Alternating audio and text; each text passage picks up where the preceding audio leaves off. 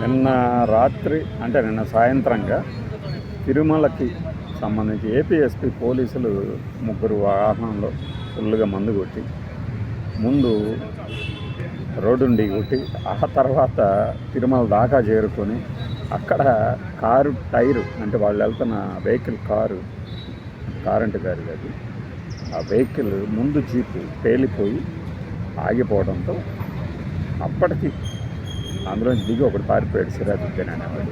ఇంకొక ఇద్దరు అందులోనే దొరికిపోయారు. ఓంకార్ నాయక్ ఇంకొక అతని పేరు గుర్తులేదు. ఇంకా నయం వీళ్ళల్లో ఎవరి పేర్లు కూడా చివరిలో రెడ్ అని లేదు. ఉంటే కనుక మామూలుగా వేసేవాళ్ళు. గత ప్రభుత్వ హయాం నుంచి వీళ్ళది ఇదే తీరు, వీళ్ళు తీరు మార్చుకోవటం లేదు అనుకుంటా రాసుకొచ్చేవాళ్ళు. తిరుమల ఏదైనా బ్రేకింగ్ అంటే ఏం జరిగినా ఇంకా అవతలవాడికి అంటగట్టే ప్రయత్నం జరిగేది కదా అనిపించింది అనమాట వార్త చూసిన తర్వాత. ఇప్పుడు వాళ్ళని అసలు పోలీసుల వాహనం అయితే తనిఖీ చేయకూడదని రూల్ ఉందా? సినిమాల్లో చూపించేది అదే కదా.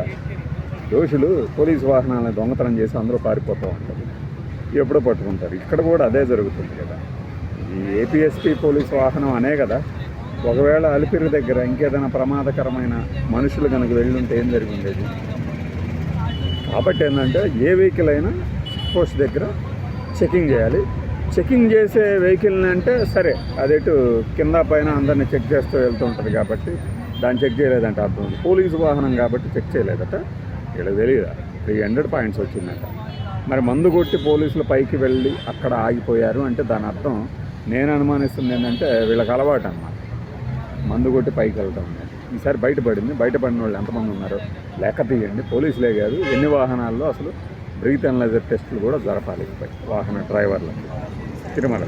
ఈ సంఘటన నుంచి మనం నేర్చుకునే మంచి లెసన్ అన్నమాట.